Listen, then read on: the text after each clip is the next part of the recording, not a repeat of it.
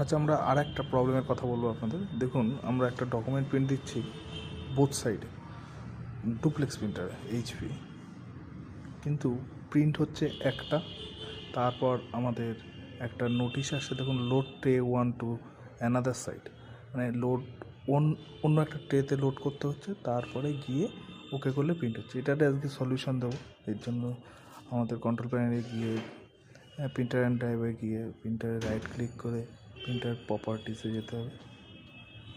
Printer প্রপার্টিসে যাওয়ার পর নিচের দিকে চেঞ্জ প্রপার্টিস, তারপরে ডিভাইস সেটিংস, তারপর দেখুন এখানে ডুপ্লেক্স ইউনিট আছে, এটা নট ইনস্টল থাকবে, ওটা ইনস্টল করে আমাকে অ্যাপ্লাই করে দিতে হবে।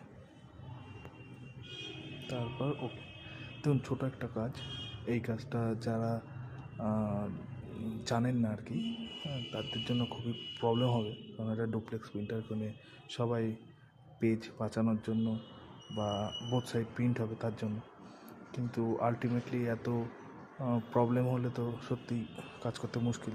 ছোট একটা ভিডিওর মাধ্যমে আপনারা যদি পারেন, দেখেন ইররটা চলে গেছে, আমরা একটা প্রিন্ট দেবো, তার সাহায্যে কত ভালো হবে। দেখুন বোথ সাইড প্রিন্ট হবে, বোথ সাইড প্রিন্ট।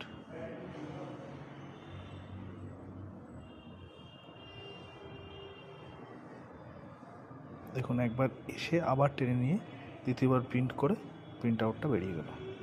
ভিডিওটা ভালো লাগলে সাবস্ক্রাইব করে দেবেন, লাইক করে দেবেন। Thank you.